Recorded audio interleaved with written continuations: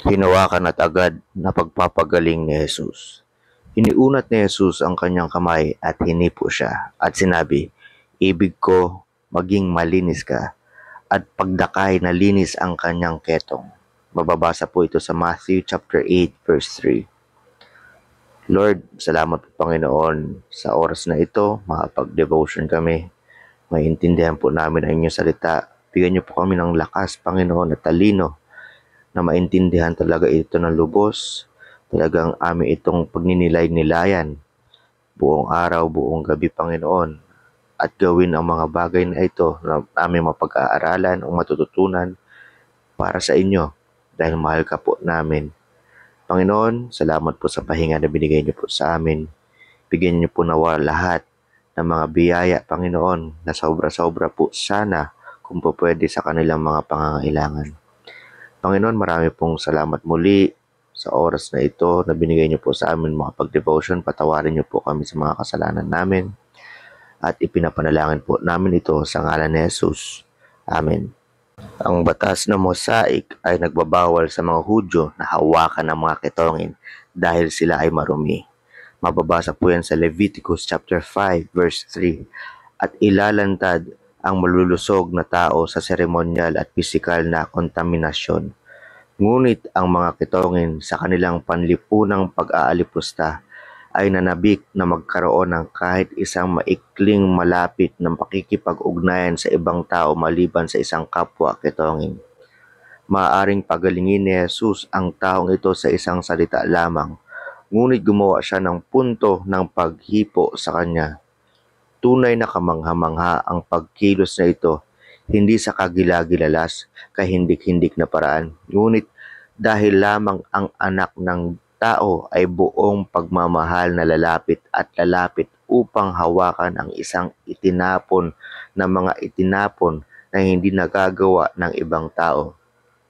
Ipinagkaloob ng Panginoon ang agarang pagpapagaling, kaagad na nalinis ang kanyang ketong. Nang hinawakan niya ang maruming katawan ng lalaki, nawala na lang ang kanyang sakit.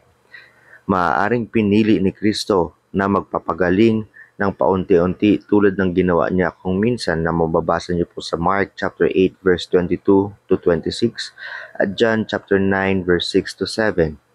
Ngunit hindi na kailangan gawin iyon. Ang larawan para sa mga nakasaksi ay dramatiko.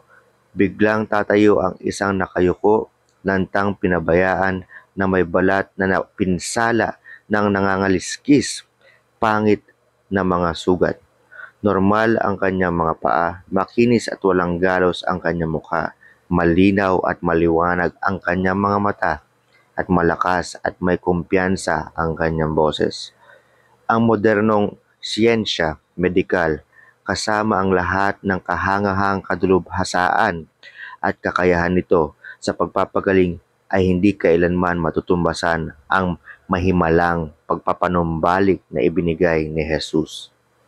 Tanungin ang iyong sarili, mayroon bang ilang mga tao na hindi mo dapat hawakan sa pisikal na yakap o kahit man na makipagtitigan ka? Ano ang nagbibigay sa atin ng karapatan maging napakabuti o makintab o nakapag-aral o may pribileyo na tumingin ng buong pagmamahal sa mukha ng iba upang ialay ang ating sarili at ating pagtanggap? O Panginoon naming Ama sa langit, tunay Panginoon na lakas po ninyo, makapangyarihan ninyo.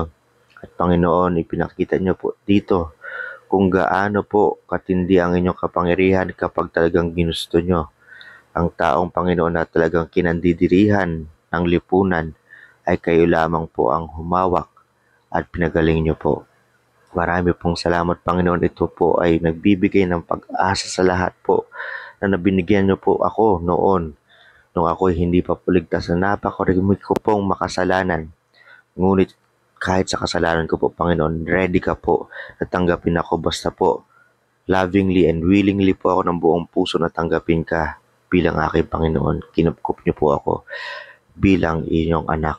Naway Panginoon, lahat ng hindi pa po nakakilala sa inyo bilang Panginoon ay talagang talikuran na nila ang pagiging makasalanan at sila'y buong pagmamahal nahabol-habulin kayo para kayo ay kanilang gawing Panginoon. Maraming salamat, Panginoon, sa ginawa niyo po sa krus na namatay po kayo para sa mga kasalanan namin.